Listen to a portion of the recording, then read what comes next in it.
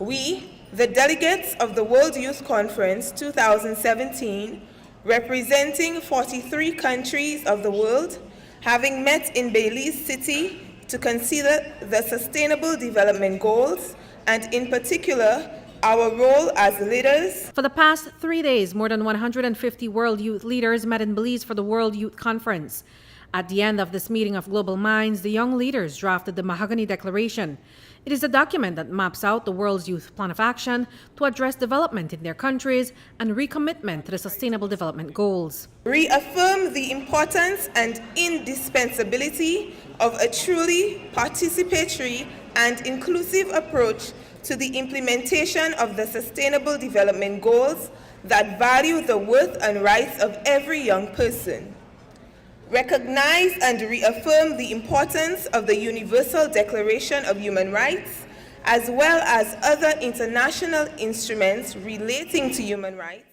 Belize's Minister of Youth, Patrick Faber, and Dr. K.K. Singh, chairman of the International Youth Committee, received the Mahogany Declaration at the closing of the 2017 World Youth Conference. The Mahogany Declaration covers areas of climate change, economic empowerment, social justice, and equity. We therefore commit in our November 2007 declaration to the Sustainable Development Goals, individually and collectively, to 1. Eradicating poverty and promoting prosperity in a changing world. 2. Transformation towards sustainable and resilient societies. And 3. Empowering youth and ensuring inclusiveness and equality. Crime was a topic that resonated with most of the participants. Across the world, the youth are most affected by crime and violence. So guest speaker Greg Nunes, a Belizean PhD candidate, addressed the youth, honing in on inner city crime on the underprivileged youth population. Neither would I have been here had I not, at age 21, overheard that the then Minister of Education would be visiting my place of work. I wrote a letter, ran up to him when he was leaving and entering his vehicle, and I subjected myself to a chokehold by his very capable and muscular bodyguard. He would see my hands outstretched and my squeaking voice from the chokehold saying, "Please, just read it." In it, I would inform him of my current circumstance, which included a planned murder of another youth and me needing to leave to seek a future. He would, without meeting me personally, ask for my past academic information and subsequently grant me a scholarship to study. The young people are not a lost cause.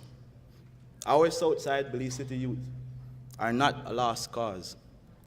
The youths of the ghettos, the boroughs, the barriers of your individual countries are worth fighting for. The only lost ones are the ones that have prematurely died because our inclusivity wasn't inclusive enough. It is a sad reality that when you are poor, the odds are stacked against you. You're at an enormous disadvantage, and anyone who says otherwise is uniquely naive or ignorant or very convenient in their outrage about inequality. Minister Patrick Faber challenged youth leaders to continue to contribute meaningfully to their countries through the work and friendships built at the conference. The bonds of friendship that you have created over these few days together should not end, and the work that you have planned to do should not come to an end. You should make sure that, in fact, it continues not only for the duration of your lives, but also for other young people and the population of the world, in fact, so that the great work that you have done over the last few days will definitely continue to live on. Reporting for News 5, I'm Andrea Polanco.